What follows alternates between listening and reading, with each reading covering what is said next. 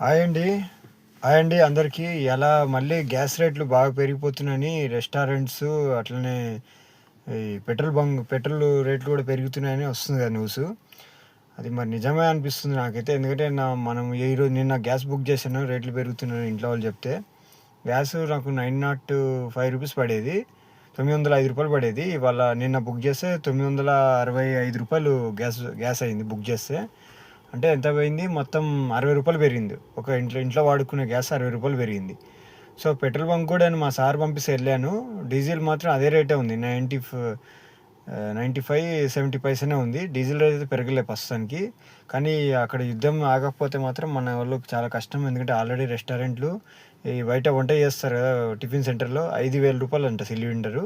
ఒక అన్నని అడిగితే ఎంత పడుతుంది మామూలుగా అంటే 2,000 రూపాయలు పడుతుంది అన్న, దీనికి 5,000 అయింది అని అన్నారు. సో ముందు ముందు చూడాలి, చాలా పెద్ద ఇబ్బందే.